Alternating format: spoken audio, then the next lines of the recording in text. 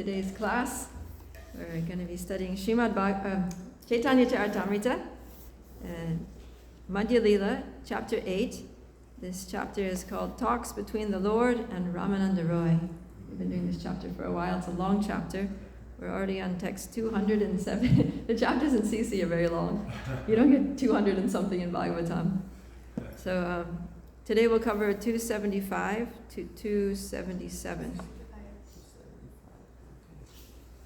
But just for some context, I'll go back a little bit. So we're already at the part where the questions and answers between Lord Chaitanya and Ramananda Roy have concluded. This is a long series where Lord Chaitanya was asking many questions to his devotee, Ramananda Roy, and Ramananda Roy was explaining everything. There's a little bit of a reverse scenario. Usually the devotee asks the Lord questions and the Lord answers, but here the Lord was asking the devotee questions and the Lord was inspiring the devotee from within his heart to give all the right answers. Even Ramananda Roy was like, I don't know what I'm saying. You're just using me as your instrument here. I'm totally aware that you're just like making me say whatever you want me to say, and I don't know why you're doing this, but it's pretty ecstatic. So like that. So at the conclusion of all these ecstatic questions and answers, then Ramananda Roy, he's looking at Lord Chaitanya, but he's not seeing Lord Chaitanya. All of a sudden he's seeing Shama Sundar. He's seeing Krishna, the dark complexioned cowherd boy with curly hair and playing a flute and peacock feather and all that. So he says that in text 268. He says, At first I saw you appear like a sannyasi, but now I'm seeing you as Shama Sundar, the cowherd boy. And he says, I see that you're holding a flute to your mouth and your lotus eyes are moving very restlessly due to various ecstasies. I actually see you in this way, and this is very wonderful, my Lord. Please tell me without duplicity, what is causing this? So he's like, how am I seeing this? I'm seeing you as Krishna. How is this possible? How is this happening? So then Lord Chaitanya, it's very interesting how he replies, because he totally dismisses the fact that he actually is Krishna, and that's why, and that he's showing that to Ramananda Roy, because Lord Chaitanya is Krishna, the original Supreme Personality of Godhead with all of his potencies, but he comes in the form of Lord Chaitanya because he wants to experience what it's like to be a devotee. So he's very much, in this appearance, he himself wants to forget that he's a devotee. And so he also generally covers everybody else's awareness that he's the Supreme Personality of Godhead so that they only see him as a devotee. But occasionally he reveals his true nature. Occasionally he gives by his mercy, he gives a devotee some little glimpse that he's Krishna. Or he also reveals other incarnations like Satbhuj, the six-armed form, or Nrsimhadev or Varahadev. He reveals these different Vishnu Tattva forms. So this is one instance where he's revealing his form of Krishna to Ramananda Roy. And when Ramananda Roy asks him about it, how is this happening? Lord Chaitanya says, it's because you have such a deep love for Krishna. And so it's the nature of love that you see your beloved everywhere. So, it's nothing to do with me, it's all to do with you. It's because you love Krishna so much, everywhere you look, you just see Krishna. And so because you happen to be looking at me right now, you're seeing me as Krishna. So that's just because of your love. It's nothing to do with who I am or where I'm at. So then Lord Chaitanya continues talking about how a devotee on a very advanced spiritual platform sees everything as the Lord. So now he's going to go into a beautiful exposition about how the Mahabhagavat, how a very advanced devotee of Krishna sees the world. And the way they see the world is that they see Krishna everywhere they look. They see Krishna in everything. So I'm going to kind of break this down, and Lord Chaitanya does, into 4 different ways that a great devotee, a Mahabhagavat devotee, sees Krishna everywhere. So this is nice for us because we're trying to see Krishna everywhere, see Krishna in everything, see everything in Krishna, as is the reality that Krishna talks about in the Bhagavad Gita. So we want to be Krishna conscious. And Krishna consciousness means conscious of Krishna and conscious of his presence everywhere and in everything. So this is very helpful, that even if we're not on this platform, we can aspire to see Krishna everywhere. And here we get some clues. So 4 different ways that the Mahabhagavat sees Krishna everywhere. So the first indication we get in text 274. This is the last verse from, the last class on CC covered these verses already, so I'm just sort of recapping here. And 274 was the last one. So anyways, we'll read the Bengali for 274. You can put it up there. This is a really nice verse that Prabhupada quotes in different places in Srimad Bhagavatam also when he's talking about the vision of the Mahabhagavat. So let's just say it together. Stavara jangama deke na deki taramurti. Stavara jangama deke na deki taramurti. Sarvatra haya nija ishtadeva spurti. Sarvatra haya nija ishtadeva spurti. Translation: the Mahabhagavat, the advanced devotee, certainly sees everything mobile and immobile, but he does not exactly see their forms. Rather, everywhere he immediately sees manifest the form of the Supreme Lord. So, in the purport here, Prabhupada talks about how the first way that we can see Krishna everywhere is seeing that everything is Krishna's energies. So he quotes this verse from the Bhagavad Gita 7:4 that Bhumir apo nalo vayu kammano buddhir evacha ahankaram iti yamme bina prakritir ashtada. That earth, water, fire, air, mind, intelligence, earth, water, fire, air, ether, mind, intelligence, and false ego, that these 8 things are Krishna's separated material energies. And then the next verse is Aparayami tastvanyam prakritim vidhime param jiva bhuta mahabaho yayedam daryate jagat. That besides these, O mighty Arjuna, there's another superior energy of mind which comprises the living entities who are exploiting the resources of this inferior material energy. So there's the material energy, which is all the things that are made of earth, water, fire, air, ether, mind, gross and subtle forms. And then there's the soul, the spiritual energy, which is the superior energy. And so everything that we see in this world is a combination of those 2 things. You see there's different manifestations of earth, or water, or fire, or air, or then there's mind, our thoughts, our feelings, those are all mind, and then intelligence, our creative functions, our discernment, and then false ego, the false sense of self by which we identify with the body. So these are all the gross and subtle forms in which Krishna's energies pervade and interact in this world.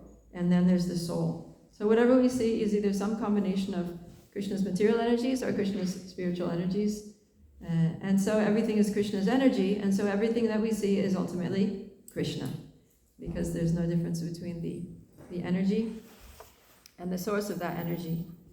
It's kind of like, when you see a painting, if you know the painter, right? Like, for example, one of our devotee painters is Pushkar Prabhu, and he lives in Alachua, so I lived in Gainesville, and we would see him every Sunday when we went to temple, so you know Pushkar Prabhu, you have a conversation with him, and then you see his paintings. Oh, that's a Pushkar painting. Yeah, I know Pushkar Prabhu. We had a conversation. We talked about this, that. So every time you see a painting by Pushkar, I see a painting by Pushkar Prabhu, I'll just remember Pushkar Prabhu because he's the painter. It's just natural, right? Or you see a book. You see one of Prabhupada's books. All you need to do is see the book and you remember Prabhupada because you know about Srila Prabhupada and you know that's his book. And so the author is kind of present in the book. Or like a system, you see some system working in the world, whether it's a management system in a corporation, whether it's a transportation system in the city, whether it's a system of action and reaction, the laws of karma, then if you know the person who made that system, then you'll remember the person. So everything that's happening is going on by Krishna's will, or at least by Krishna's sanction. And so whatever systems we see that are working in this world, we can understand that Krishna has somehow, either directly or indirectly, designed those systems. Like when we see the sunrise in the morning, we can remember Krishna because that's Krishna's system. This is how he structured, this is how he designed the universe. When we see that the seasons are coming and going, so now we're ending summer, we're we're moving into autumn, we can remember Krishna because this is his system. He set up this rotation. The cycle of birth and death. Babies are being born, people are dying. This is Krishna's system. We can remember Krishna in all of these things because he is the energetic source of all these energies that are working around us. So that's one way that we can remember Krishna. Seeing everything as Krishna's energies. So then the next verse, 275, here's where we're starting the new section. So this verse doesn't have a purport, I think. No. Okay, so we'll just read this one, and then the one that we'll repeat is the one that has the purport, which is the next one. Sarva bhuteshu ya pashyed Sarvabhuteshu ya pashyed Bhagavad bhavamatmanaha Bhagavad bhavamatmanaha Bhutani bhagavatyatmani Bhutani bhagavatyatmani Esha bhagavatottama. Esha bhagavatottama. A lot of bhagavats there. Sri Caitanya Mahaprabhu continued, a person advanced in devotional service sees within everything the soul of souls, the Supreme Personality of Godhead, Sri Krishna. Consequently, he always sees the form of the Supreme Personality of Godhead as the cause of all causes and understands that all things are situated in him. So this is another way that we can see Krishna everywhere, is by perceiving that he is the soul of all souls. In other words, he's the super soul. So Krishna expands himself in this world. He first of all expands himself to create the material world, and then he again expands himself to enter into the universe, and then he again expands himself to enter into the heart of all living entities and within every single atom of this universe. So, he says that in the Bhagavad Gita that Ishvara sarvabhutanam viddesher arjuna tishtati brahmayam sarvabhutani yantra rudani mayaya. He says, I'm seated in everyone's... No, that's another verse. He says, I'm seated, he said, Ishvara sarvabhutanam, that I'm within the hearts of all living entities who are wandering in this material universe, seated on a machine made of the material energy. So this is kind of going back to this combination of matter and spirit, that the soul is spirit, the spirit energy of Krishna, seated within the material body, which is like a machine, which is Krishna's material energy. But within all of that is the super soul. So that's what he's saying, that I'm situated within the heart of everyone. And from that position, Krishna is directing and protecting and maintaining and inspiring everyone to do what they're doing.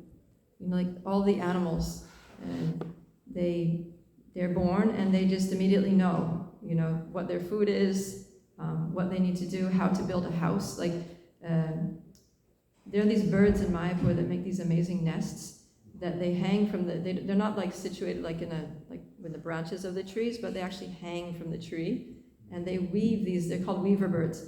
They weave the grass in such a way that it wraps around the branch and it hangs, and then they weave this kind of oval thing that's hanging from like a thread on the tree, and they're like blowing in the wind. They look like, Christmas tree ornaments or something hanging off the tree, but they're quite big, and the entrance is in the bottom. But then they make it in such a way that the entrance is kind of on the side, and then, sometimes one will fall, like after a storm, and you can open it up and see how it is. So there's like a hole, but of course the hole's in the bottom, so you might think, well, how do the eggs not fall out? Because they have this thing that there's like anyways, you go in, and then you go over this, and then there's a dip down, and then there's like the nest is there, so that the babies would have to go up, and then out, and down the hole. Anyways, it's just like, it's amazing. How do they know how to do that? Like, what a feat of engineering, right? And how did they know how to do that? It's the super soul. Like, they don't go to school, to learn these things. We have to go to school to learn how to construct a house and things. But they do these amazing works of engineering just using simple, available products from nature. They don't even have hands, and they just weave this thing with their beaks. So, yeah. And so if you look at any, how do bees know how to make a beehive? How do they know to go to flowers and get honey? How do they know what to do with it? It's all the super soul. So scientists call it instinct, but actually it's not instinct. Or instinct is prompted by the super soul. It's the dictation of the super soul that now you need to do this. Now you need to go there. You need to get this and bring it here and do this. So the super soul is also guiding us in that way. The difficulty we have as humans is that we have a very strong sense of independence. We have a greater allotment of free will, so we can actually misuse our free will to override the dictation of the Paramatma. So we can make bad choices. Animals don't make bad choices. They eat what they're supposed to eat, they live how they're supposed to live, they mate with who they're supposed to mate with, and they raise their babies in a way that they're supposed to raise them. Whereas humans do all kinds of irresponsible, unnatural, self-harming things due to misuse of our free will. So that's why we need to be educated. We need to be educated to know how to properly use our free will. And that education, if we're educated according to Shastra, then that education enables us to tune into the dictation of the super soul and to also receive direct instructions from the external representation of the super soul, which is the spiritual master. So by the combination of the voice from within, inspiring us from within, which is Krishna, and then from outside the spiritual master, who is a representative of Krishna, and the Shastras, which are the words of Krishna, then we can make proper use of our free will and make actual progress on the path, on the spiritual path, and proper use of this material, this human form of life. So that's the second way of seeing Krishna everywhere, is seeing Krishna in the hearts of everyone. And when we see Krishna in the hearts of everyone, that gives us a reason also to honor everyone. Because any being in any form of life is actually honorable and even worshipable because the super soul is there. So there's one statement in Bhagavatam that when we pay obeisances to a person, we're also paying obeisances to the super soul. So we can pay obeisances to anyone, any living entity, even a flea, because we can always pay obeisances to the super soul within the heart of that person. So even if you don't respect someone, you can still pay obeisances to them because the super soul is there, and then we get the benefit. But of course, it's better to respect everyone. So yeah, and what to speak of every atom? That's like just a like mind-blowing concept that the Lord is in every single atom. Every little particle of dirt on the ground, every particle of air that we breathe. How is that even possible? That's like next level transcendental vision, seeing that. And yeah, so Krishna is there, and the Mahabhagavats, they're aware of Krishna's presence and everything. So let's go to the next verse, text 276. This is a longer one, but this one we'll repeat a few times. Vanalatastarava atmani vishnum Vyanjayantya iva pushpa paladya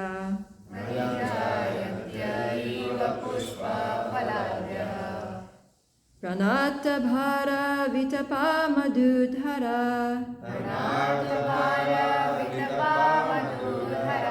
Prema vishtatana vavrishu sma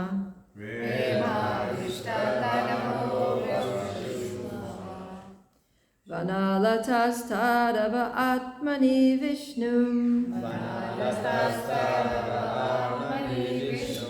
Vyanjayantya iva pushpa faladya Pranata bhara vitapa madhudhara Prema hishtatana vavrishu sma.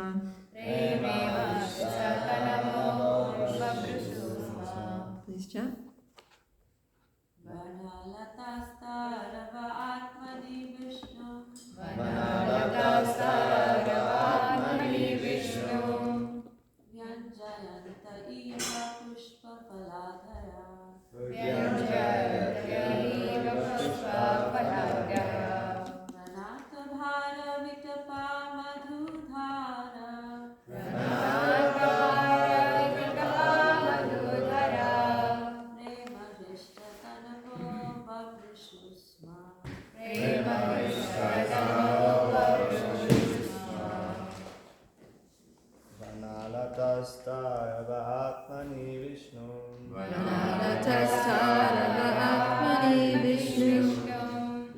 Vyanjayantya iva pushpa faradya. Vyanjayantya iva pushpa faladya. Panatabaya vitapa madhuda. Pranatabara vitapa madhudhara. Prema ishtatana vova vishnu sma. Prema vishtatana vova vishnu sma.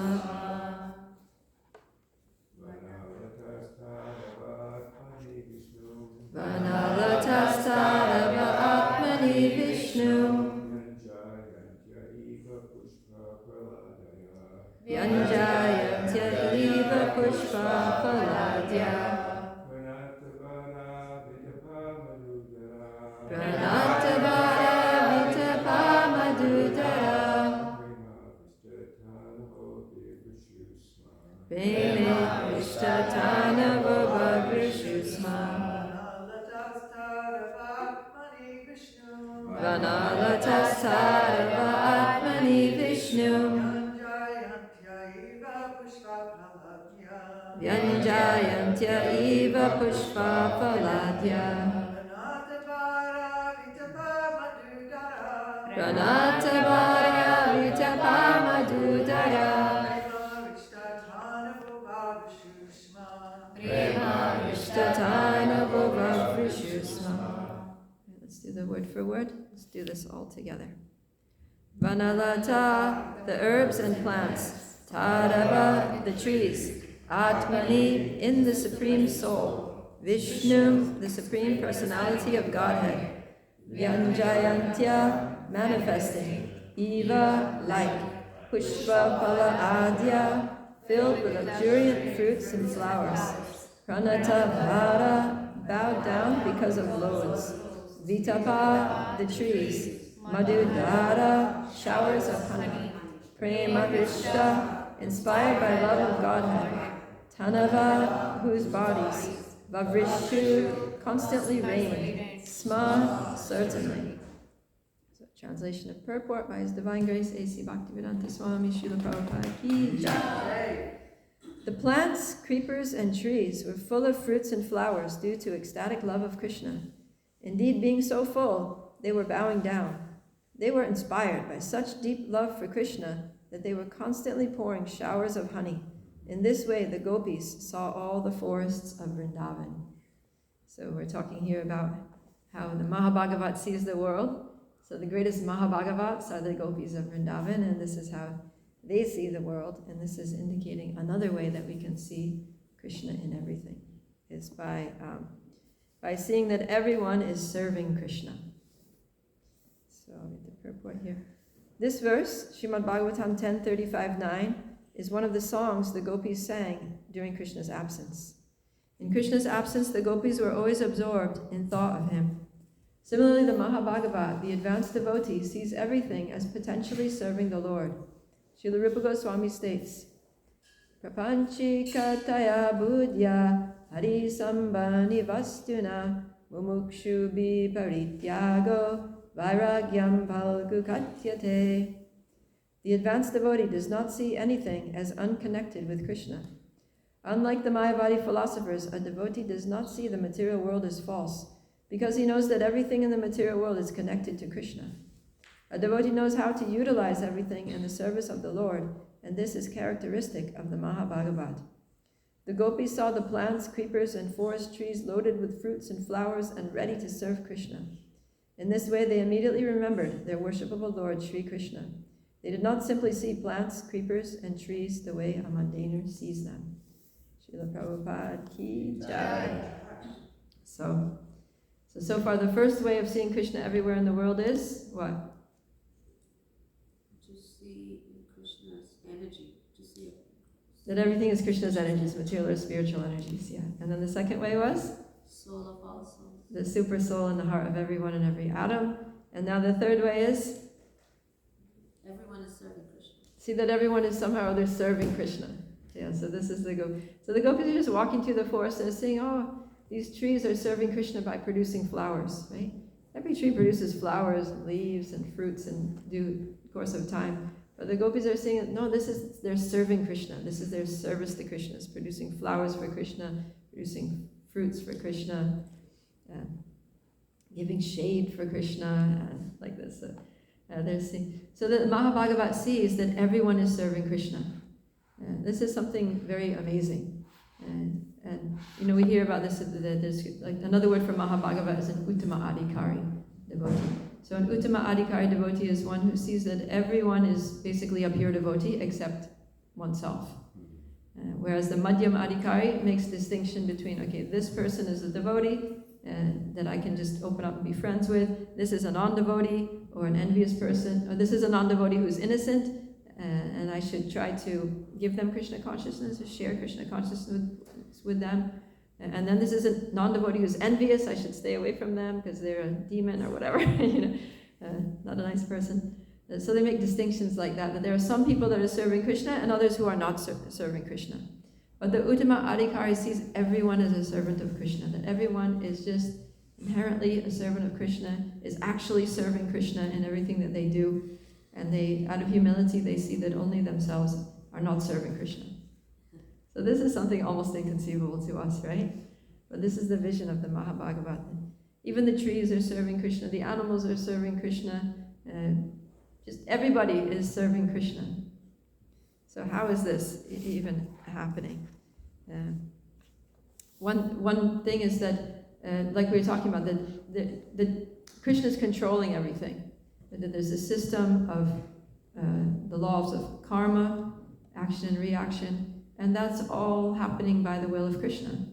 So the fact that people are experiencing, having certain experiences in life, undergoing reactions for their activities, that's what Krishna wants them to do, right? That's kind of their following. It's like Krishna says in the Bhagavad Gita 4:11, he says, Mama Vartmanu Vartante Manushya Partha Sarvashaha, that everyone follows my path in all respects, O son of Kunti.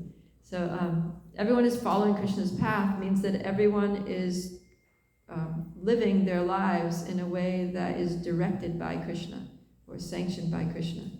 So no one is acting independently in this world. Everything is under Krishna's control. So in that way you can see that everyone is serving Krishna because they're living out their life the way that Krishna is making it play out for them, like that. But another way that we can see this, another way that we can, maybe a more practical way, is to see how everybody can potentially be engaged in Krishna's service, or that everything can be potentially used in Krishna's service in the sphere of yukta vairagya. So we don't see anything disconnected from Krishna. And that's, nirbandha Krishna sambandhe yuktam vairagyam uchyate. That without being, so nirbandha means that we're not attached. So I'm not attached to this thing, nirbandha, but Krishna sambandhe, I can see how it can be connected to Krishna.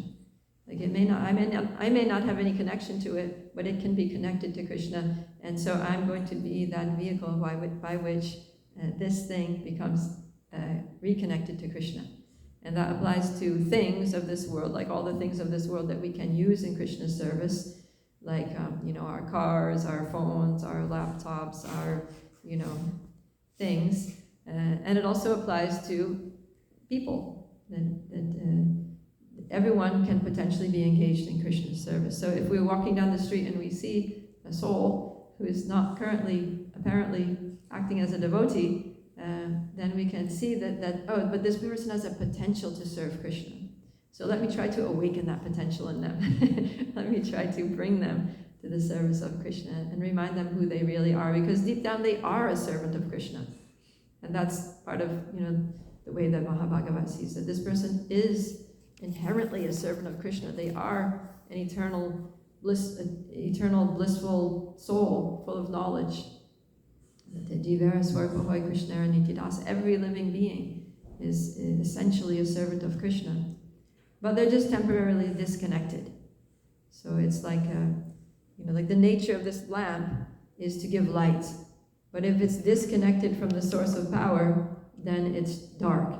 So that's not what it exists for. That's not its nature. Its nature is to give light. So in the same way that we are, our nature is to serve Krishna, But when we are disconnected from Krishna, then we become ignorant. Our life becomes full of darkness and ignorance. But that's not our nature. Our nature is that we're full of illumination, full of knowledge, and full of bliss. So we just need to reconnect.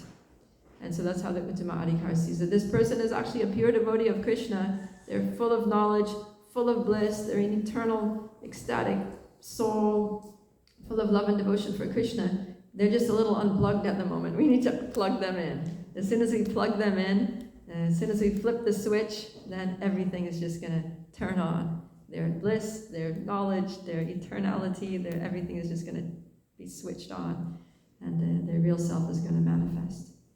So that's the way that the Mahabhagavat sees everyone and everything in this world. That's the third way, anyway. They see everyone as serving Krishna or potentially serving Krishna. Yeah. And that our role, the role is to basically reconnect. And the things, like for example, money, devotees, we say Lakshmi. So why do we call money Lakshmi?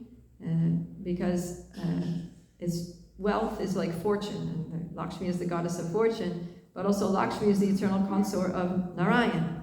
So what we're supposed to do is reconnect Lakshmi with Narayan. So go out there and get all the money of the world and use it in Krishna's service, because that's what Lakshmi is meant for. Her purpose of her existence is to serve Krishna. So yeah, that's part of our mission is to reconnect Lakshmi with Narayan and all the things that Lakshmi can buy with Narayan, because everything is meant for the service of Narayan or Krishna.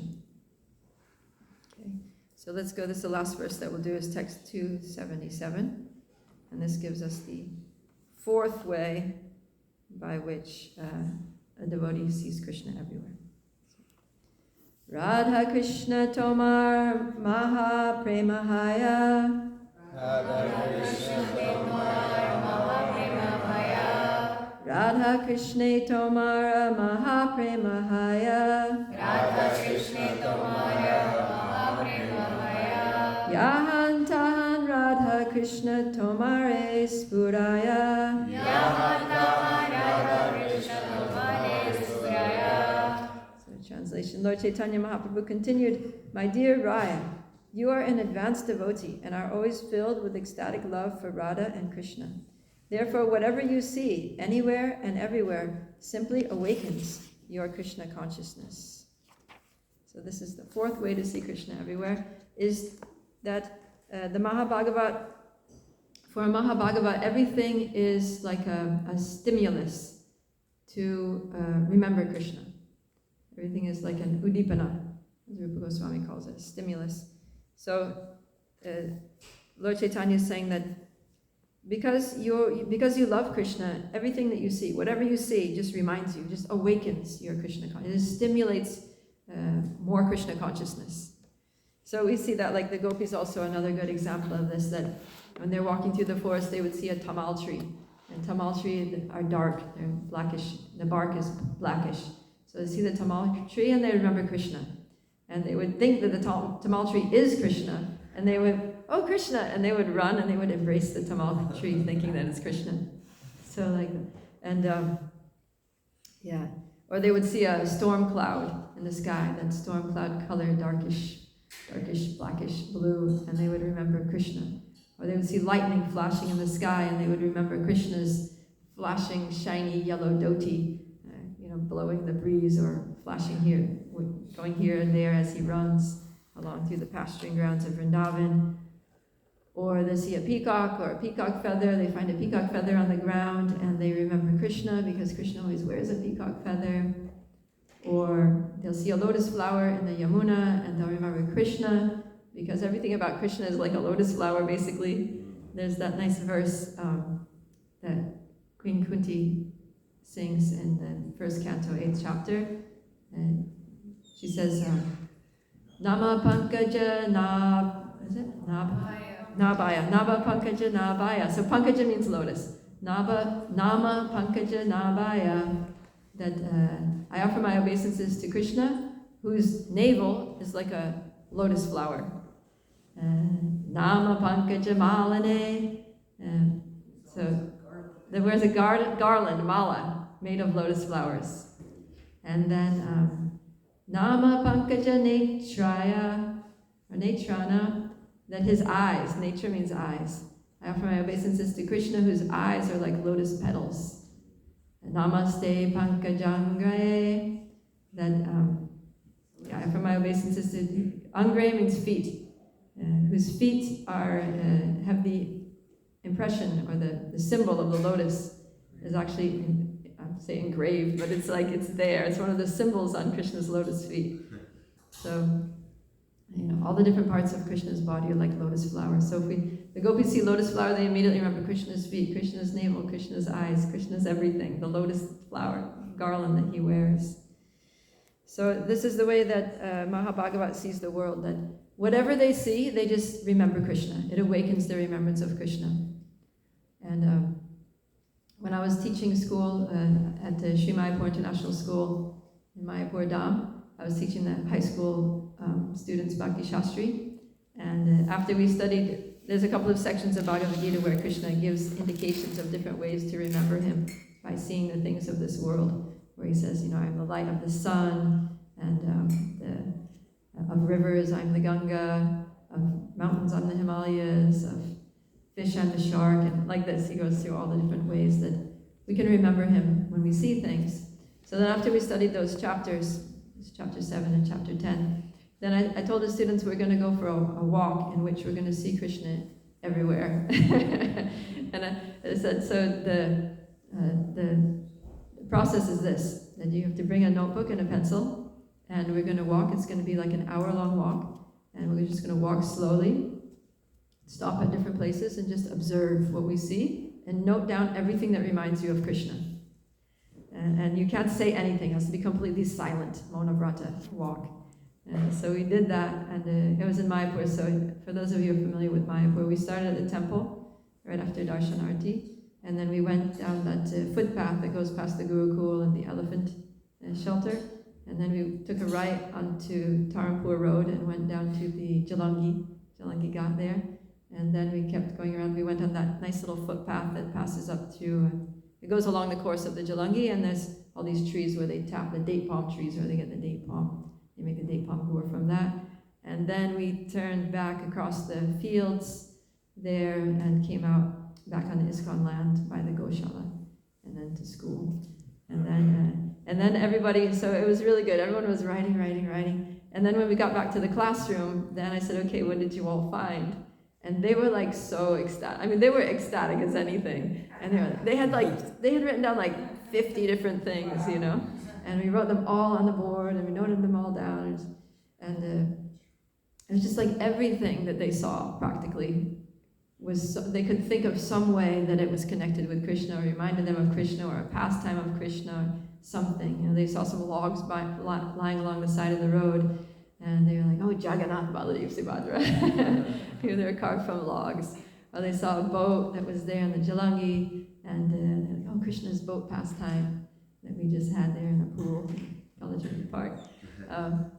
Or, the sun was coming up, so Krishna's sun is Krishna's eye by which he sees the world and gives light and life to the world. And all these different things. There are just like so many things. So what we learned is that if you're really looking for Krishna, you can see him. We see what we're looking for. It's just like with people, if we're looking for good qualities, we'll see so many good qualities. If we're looking for faults, we'll see so many faults. Whatever we're looking for, we'll see. So if we're looking for Krishna, if we really want to see Krishna in the world, then we can see him. Krishna will show himself through everything and anything. And so this is, Krishna wants us to see him in the world. And this is the goal of yoga. That's what Krishna says in the chapter 6 of the Bhagavad Gita. He says that in 6:29, he says, a true yogi observes me in all beings and also sees every being in me. Indeed, the self-realized person sees me, the Supreme Lord, everywhere. And the next verse he says, for one who sees me everywhere and sees everything in me, I am never lost, nor is he ever lost to me. So these are two really beautiful verses that show that the result of seeing Krishna everywhere is that Krishna sees us everywhere. When we see Krishna, when we're looking for Krishna, trying to see Krishna, then he reciprocates by seeing us, by being attentive to us and our needs and our spiritual advancement, and he helps us in so many ways. And he protects us so that we'll never stop seeing him, so that we'll never again become bewildered by Maya, by Maya's influence, and Maya will never be able to make us forget him the way we forgot him. And Prahlad Maharaj says that this is the goal of life. He says in Srimad Bhagavatam 7:755, in this material world, to serve the lotus feet of Govinda and to see him everywhere is the only goal of life. This is the only goal of life. We set so many goals for ourselves. I want to achieve this. All of our, New Year's resolutions and Kartik Vratas and all the things that we want to achieve. And oftentimes, we have material goals that I want to earn this much. I want to, pay off my mortgage by this date. I want to, get this degree by this date. I want to, get married around this time in my life. And, we have all these goals that we set for ourselves, all the things that we want to attain and achieve in this world. But Prahlad Maharaj is saying that to serve the lotus feet of Govinda and to see him everywhere is the only goal of life. The only thing that we should be aspiring for.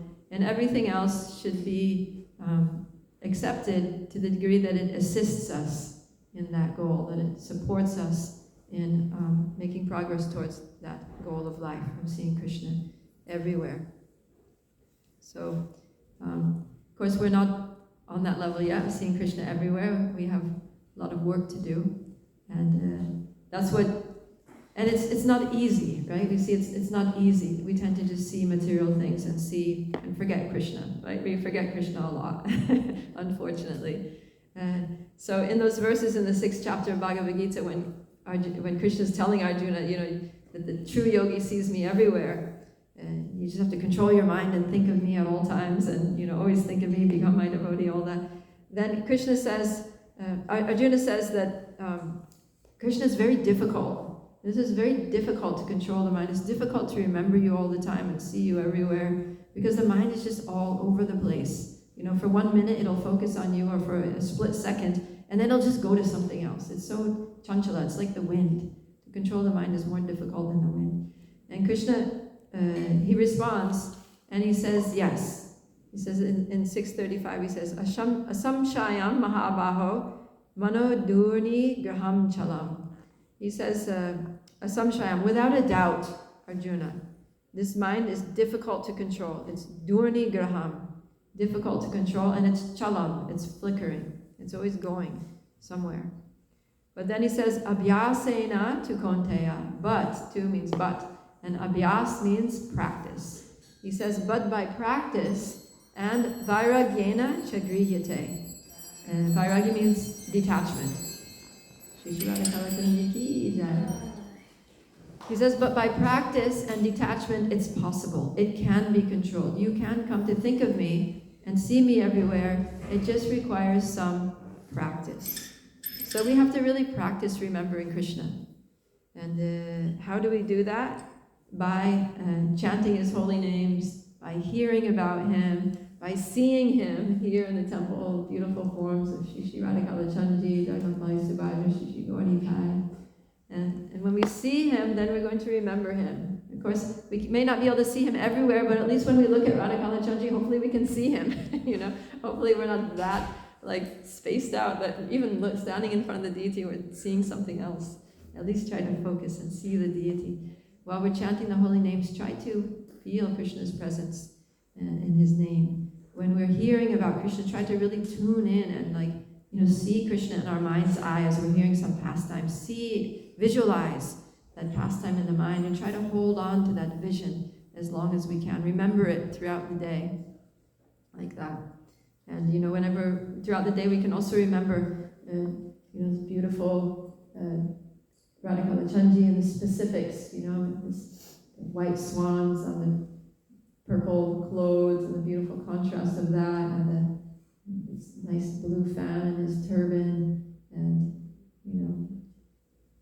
everything. Yeah, the way that the particulars about him, the way he's dressed, the way he looks, the paintings on his transcendental form, and try to remember that and go back to that throughout the day within your mind.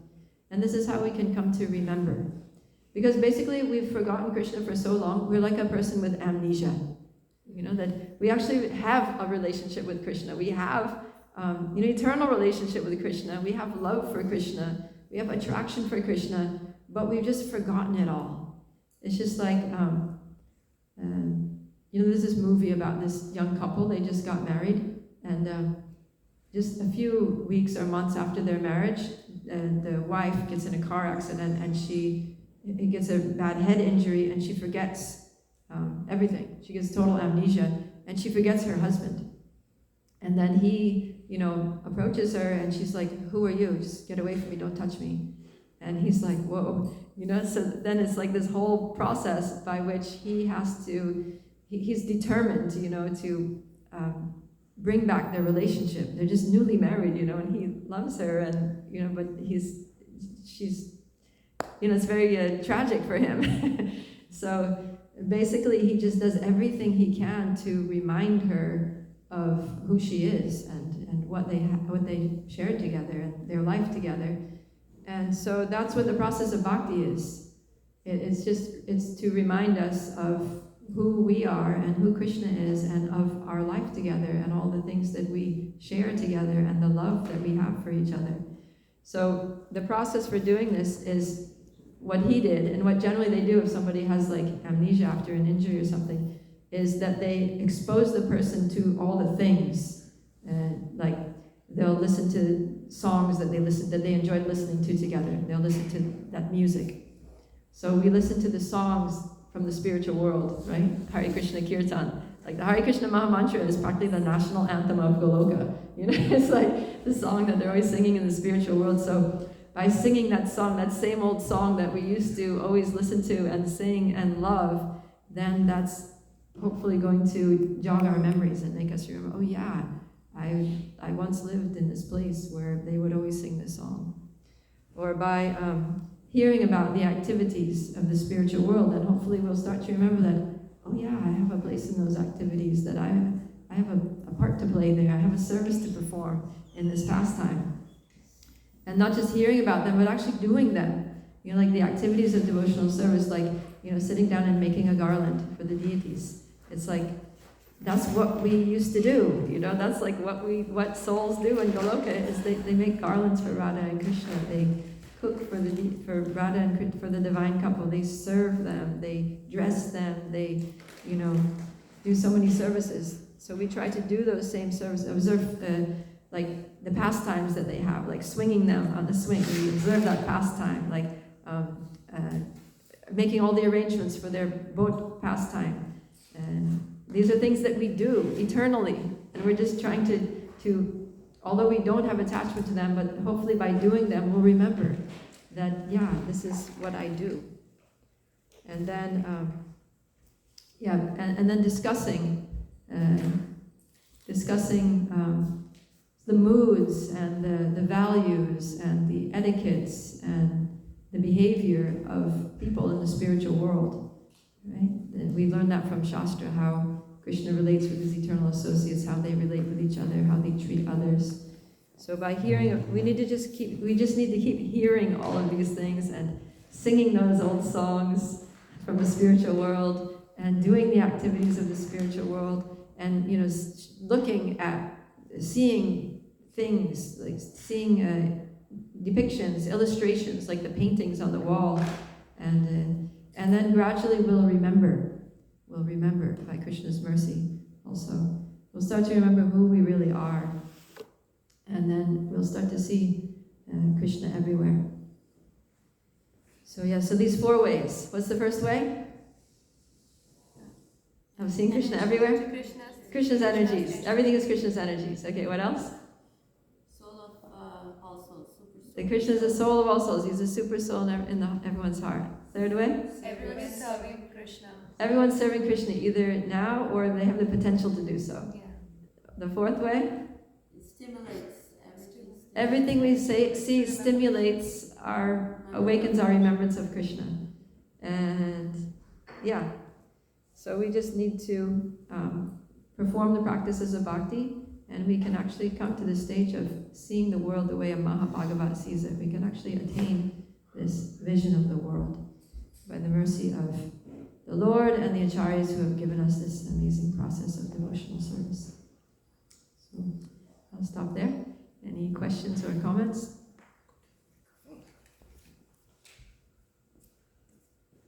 Yes, Madhya. I had a question about. Shall I wait for the mic? Or I can repeat it. You can repeat it, yeah. I have a question about the Oh, previous. here he comes, just wait a second. Okay. I just have a small question. It's like a detail. It's not philosophical. But the previous verse, if Ajit could bring it up, the previous verse where it describes about the trees and the flowers, the plants. 276.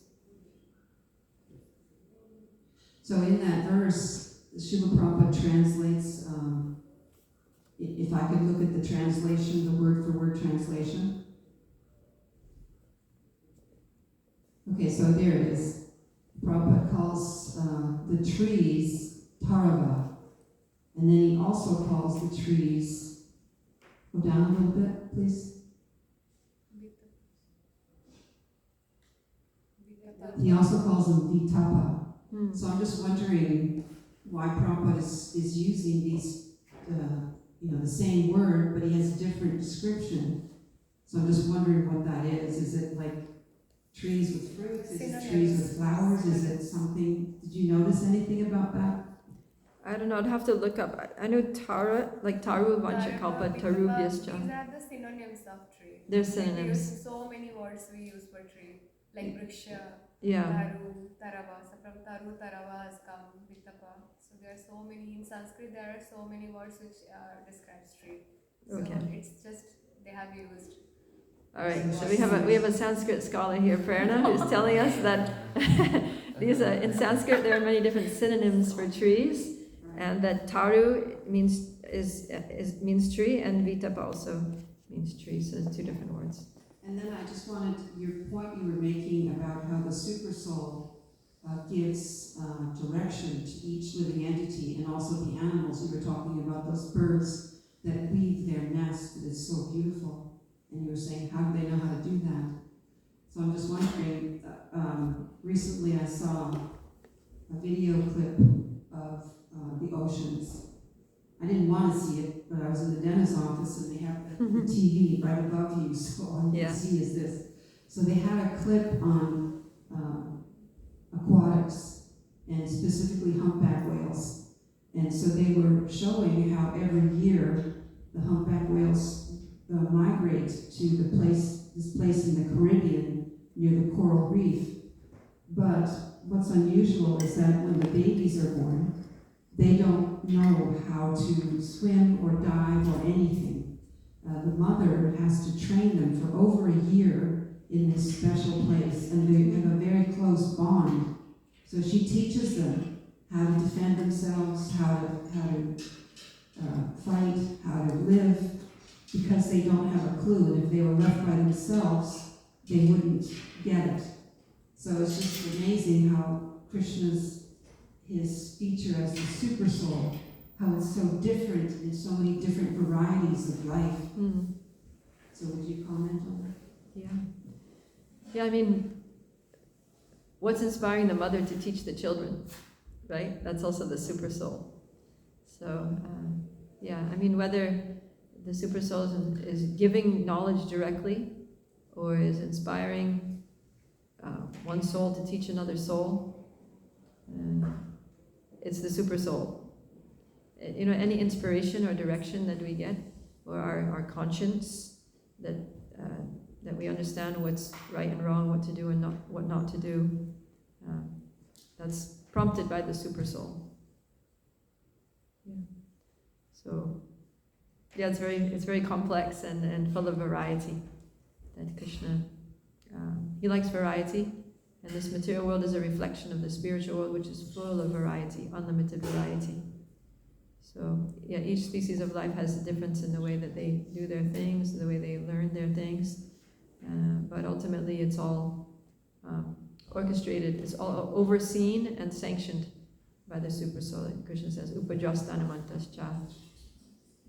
Yeah. Also, it was so, it was kind of thought-provoking to see, how the scientists are studying these different creatures.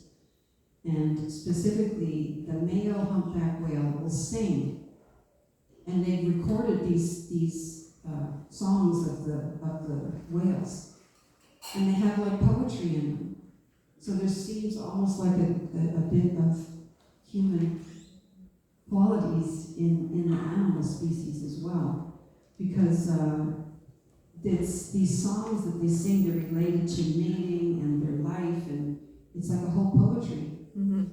So it's very amazing how Krishna, the Supreme Personality of Godhead, is endowing all these living entities with different powers and abilities. Yeah. Yeah, I mean, because the soul is there. And the soul is, the soul still has its own qualities. It's just restricted by the body. And the body imposes artificial limitations on the soul. But still we see that the soul manages to express itself. And the soul has a natural appreciation for beauty, for art, for design. And so we see that, like, a spider makes a beautiful web. We have peacocks, they dance in a beautiful way. Birds, they sing beautiful songs. So, because the soul is a part and parcel of Krishna, and Krishna is all about beauty. So the soul also, we as souls, we appreciate beauty, and we want to create beauty in the world. We want to live in a beautiful world. So that comes out even in lower species like animals and insects and birds. So yeah, thank you. Thank you so much for reminding us to remember Krishna. Thank you. And the Super Soul is the one who prompts that this is the way that you are going to make beauty in the world. Right? Prompts the spider, you're going to make a beautiful web. He prompts the bird, you're going to sing a beautiful song. So these are also ways. Actually, there's one verse in Bhagavatam that says that when we see a bird, because some birds are very, like peacocks or parrots, birds that are very beautiful, when we see the birds, beautiful birds, then we can remember Krishna as the supreme artist. So as I was talking about that, when you see a work of art, you remember the painter. So whatever beautiful things we see in nature, we can remember the artist, Krishna, who made that beauty in the world. So that's just yet another way that we can remember Krishna in the world. Thank you, Manasacharya. Vijay?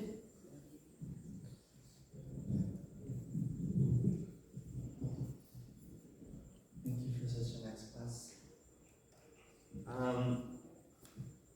I particularly was, meditating on when you said that the Uttamadhikari sees everyone as devotee except himself, because that's still something I'm just trying to wrap my head around.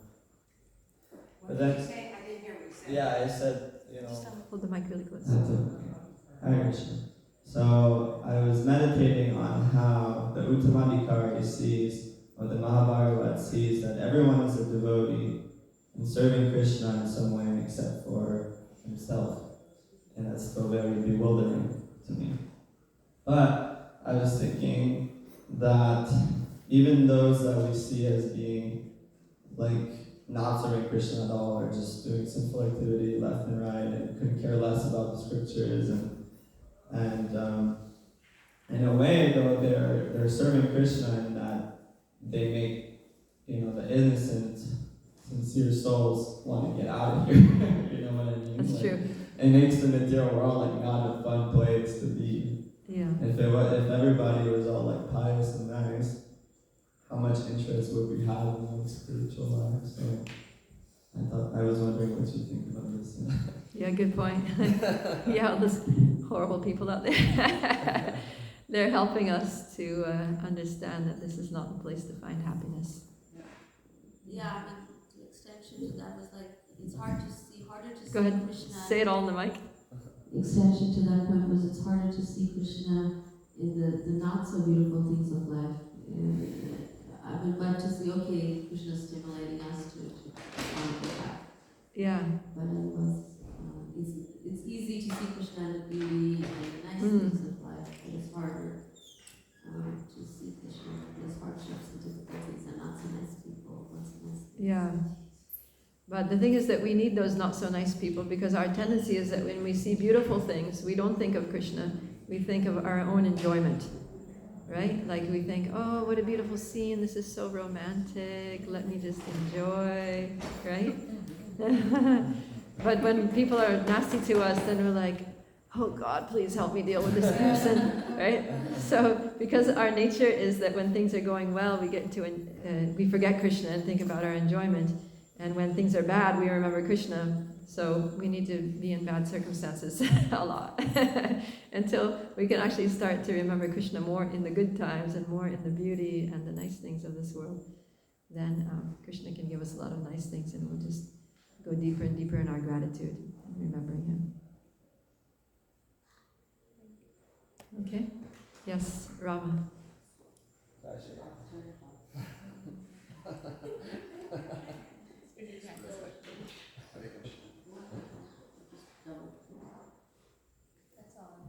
Hare Krishna. There you go. So, sometimes when you see some people who are not Krishna consciousness, You have to really hold it to your mouth. okay. There you go. Sometimes when you see people who are not Krishna consciousness, it's not about realizing that they are not, but sometimes you are affected by their actions. So how do you, what tools would you propose in that situation to overcome those and then realize that keep Krishna in mind? When people's lack of Krishna consciousness affects you, Yes, their actions affect you. and you feel your consciousness going like in a bad direction, you mean, or? Yes, yes. Okay, yeah.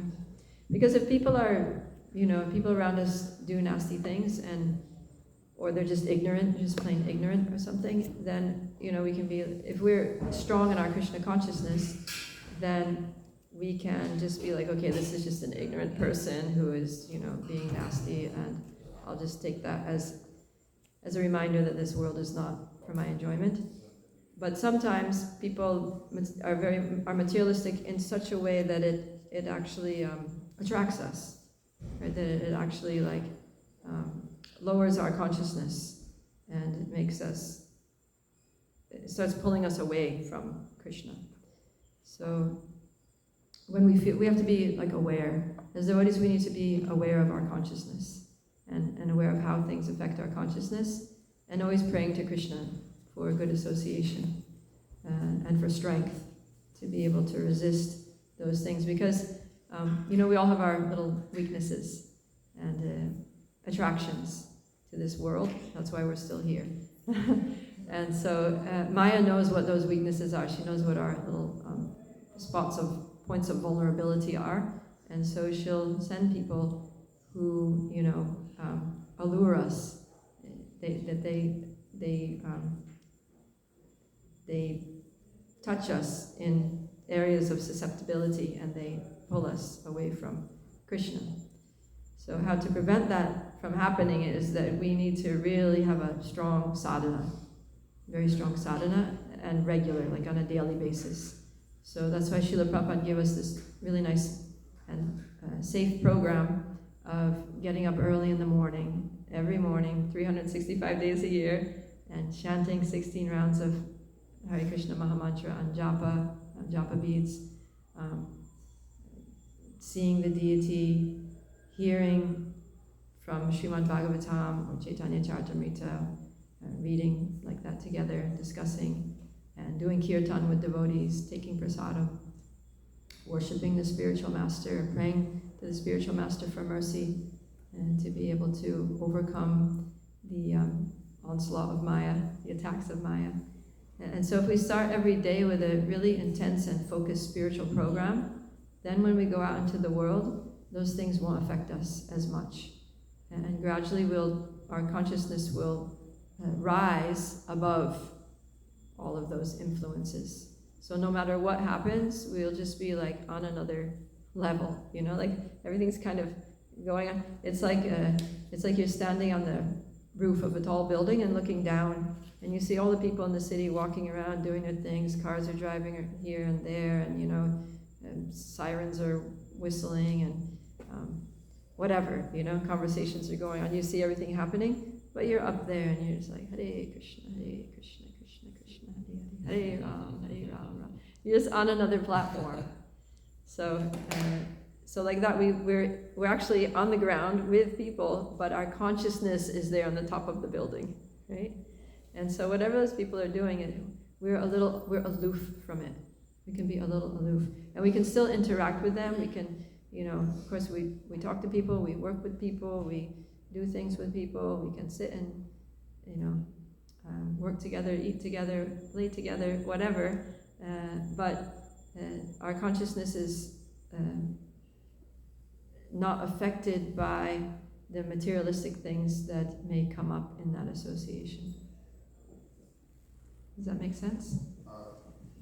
Yes, it does. I know why. You got the magic touch. Hello. There you go. Yes, it does very much.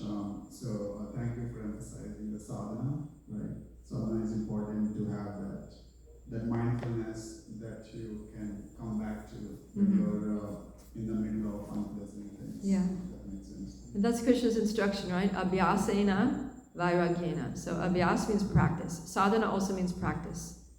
They're also synonyms. So our practice is our sadhana. And our sadhana is chanting, hearing, associating with devotees, worshipping Guru and Krishna, seeing the deity, like that. Sadhana, that's our practice. And then vairagya, detachment. We have to be a little detached. You know, so be a little detached from the things that are going on. Just don't let it affect you. It's like, my attachment is with Krishna. My attachment is with devotees of Krishna. My attachment is with the holy name, with Srimad Bhagavatam, with Krishna Prasadam. Those are the things that I'm attached to. I have to deal with these other things, but I'm not attached. And if we're not attached, then whatever happens, it doesn't disturb us. Because the reason we become disturbed or affected or influenced by things is because we're attached to them. As soon as we're detached, it doesn't affect us anymore. It's very liberating, actually. But we have to be attached to something, because that's our nature, is to become attached to something. So attach to Krishna. Form positive attachments, and let Krishna affect us. Be influenced by Krishna. Be influenced by the devotee. Be influenced by Srimad Bhagavatam. Be influenced by the holy name. We can open ourselves up to those positive influences, because those are going to push us forward in spiritual life. And then just be detached from the things that are going to drag us down, and then they can't drag us. But it's a conscious choice we need to make, and it's also something we need to cultivate. We need to actively cultivate the attachment to the right things and detachment from the wrong things. And pray to Krishna, and Krishna helps. Okay, we better wrap it up. Sri Caitanya Caritamrta ki jai, Srila Prabhupada ki jai, Gaura Premanandi, Hari Hari Bo.